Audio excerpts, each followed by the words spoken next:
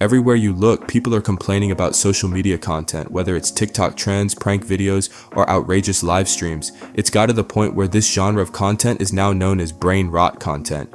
But what if I told you this kind of content isn't the cultural downfall we think it is? In fact, brain rot content, or lowbrow humor and entertainment, has been around for generations, and it might not be as bad as people say.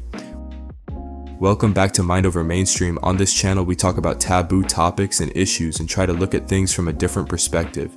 Today, we're taking a middle ground look at social media content and how it may not be as bad as people make it seem and can actually have some benefits with it. This idea of lowbrow entertainment isn't new. Every era has had its own version. Let's take a quick trip through the decades. The 2000s saw the rise of shows like Jackass and Viva La Bam, Tosh.0, and The Andy Milonakis Show. These programs thrived on pushing boundaries with outrageous stunts, physical comedy, and pranks that often straddled the line between hilarious and hazardous.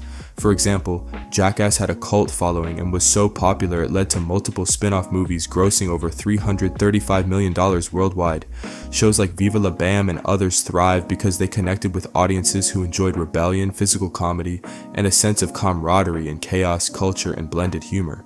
The 2010s marked a shift to viral moments with shows like Ridiculousness, which featured curated clips of people's misadventures paired with humorous commentary. The internet also gave rise to memes and a new era of prank videos, often more calculated and less physically dangerous than the antics of the 2000s. Even celebrity-driven shows like Punk'd brought the element of surprise and humor to larger audiences. Ridiculousness itself has become a cultural icon, airing over 1,000 episodes and maintaining a steady presence on MTV. Today's era of brain rot content stays on platforms like TikTok, YouTube, and live streaming services such as Kick and Twitch. Influencers and streamers engage in pranks, social experiments, and outrageous antics to keep viewers hooked. This form of entertainment is a direct evolution of earlier trends, but amplified by the immediacy and accessibility of digital platforms. TikTok, for instance, boasts over 1 billion active users globally, many of whom engage with humorous, lowbrow content. Brain rot content does more than entertain. It reflects society's collective values, anxieties, and priorities. TikTok trends, for instance, often mirror cultural moments, whether it's pandemic humor, reactions to economic challenges, or generational takes on mental health.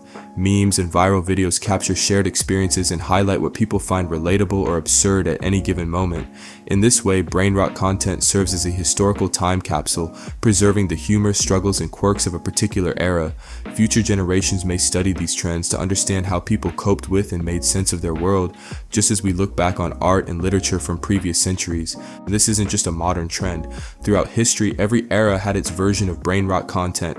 Even as far back as medieval times, jesters entertained kings and courtiers with humor, physical comedy, and absurdity.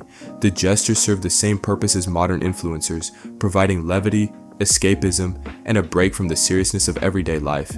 The enduring appeal shows that this content has always been a natural part of human culture. Lowbrow entertainment has always faced criticism, even when it was wildly popular. Take Shakespeare, for example. Today, he's celebrated as a literary genius, but in his time, his plays were considered entertainment for the masses, often filled with bawdy humor and physical comedy to appeal to common folk. And if you think that's a reach, take someone like Johnny Knoxville, for example. He was one of the main stars on all of the Jackass movies. At the time, he received a ton of backlash for taking part in the series, but even still today, he produces shows and movies that people love. Google even has his net worth in the tens of millions currently. So what's seen as lowbrow in one era often becomes a celebrated cultural artifact in another. This evolution shows that dismissing a genre based on its simplicity or mass appeal overlooks its potential to resonate deeply with people. This cyclical nature demonstrates why brain rot content is valuable. It offers moments of shared laughter, stress relief, and social connection.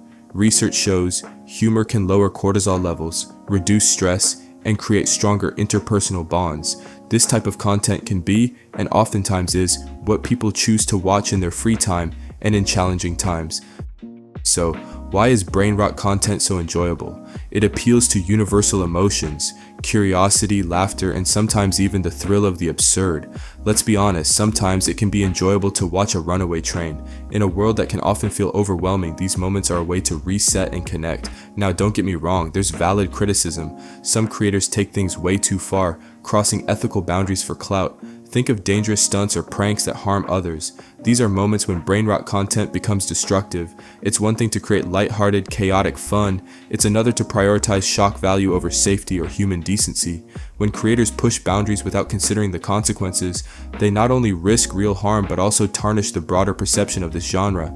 This is where audiences play a critical role, calling out harmful behavior and supporting content that entertains without crossing the line. But here's the counterpoint.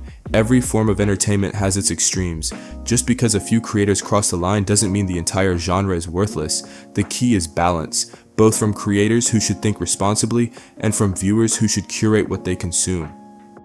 So next time you scroll past a ridiculous TikTok or hear someone ranting about the content online, ask yourself, is it really the problem people make it out to be? Or is it just the latest version of something humans have always loved, a little chaos, a lot of laughter, and a shared moment of fun? What's your take on brain rot content? Does it serve a purpose or is it crossing the line? Let's keep the conversation going. As always, thank you for watching. Be sure to like and subscribe for more unique takes on taboo topics, and I'll catch you in the next video.